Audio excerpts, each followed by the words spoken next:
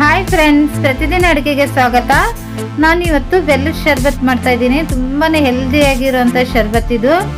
ಒಂದು ಚಿಕ್ಕ ಪೀಸು ಒಣ ಶುಂಠಿ ತಗೊಂಡಿದ್ದೀನಿ. ಒಣ ಶುಂಠಿನ ಈ ತರ ಪೌಡರ್ ಮಾಡ್ಕೊಂಡಿದ್ದೀನಿ. ನಂತರ 1 ಟೇಬಲ್ ಸ್ಪೂನ್ ಸೋಂಪು ಕಾಳು, 1-2 ಏಲಕ್ಕಿ, 4 ಕರಿಮೆಣಸು, ಒಣ ಶುಂಠಿನ ಹಾಕಿ ಈ ತರ ನೈಸಾಗಿ ಪೌಡರ್ ಮಾಡ್ಕೊಂಡಿದ್ದೀನಿ. ನಂತರ ಒಂದು ಬೌಲಲ್ಲಿ 3-4 ಕಪ್ ನೀರು ತಗೊಂಡಿದ್ದೀನಿ. ಇದರಲ್ಲಿ 3-4 ಟೇಬಲ್ ಸ್ಪೂನ್ ಅಷ್ಟು ಬೆಲ್ಲನ ಹಾಕ್ತಾ ಇದ್ದೀನಿ. ನೀವು ಸಿಹಿ ಜಾಸ್ತಿ ಬೇಕಾದ್ರೆ ಸ್ವಲ್ಪ ಬೆಲ್ಲನ ಜಾಸ್ತಿ ಹಾಕೊಳ್ಳಿ.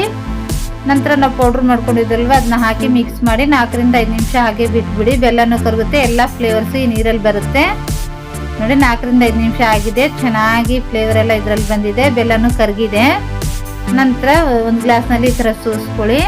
ಕಾಮ್ ಕಸ್ತೂರಿ ಬೀಜನ ನೆನೆಸಿಟ್ಟಿರೋಂಥ ಕಾಮ್ ಕಸ್ತೂರಿ ಬೀಜ ಸ್ವಲ್ಪ ಹಾಕಿ, ನಂತರ ಒಂದು ಅರ್ಧ ನಿಂಬೆ ಹಣ್ಣಿನ ರಸ, ಒಂದು ಸ್ವಲ್ಪ ಪುದೀನ ಎಲೆ,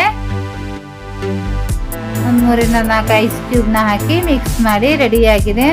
ನಾವು ಹೊರಗಡೆ ಹೋಗಿ ಜ್ಯೂಸು ಕುಡಿಯೋದ್ರಿಂದ ಈ ಥರ ಹೆಲ್ದಿಯಾಗಿ ಮನೆಯಲ್ಲೇ ತಂಪಾಗಿ ಮಾಡ್ಕೋಬೋದು.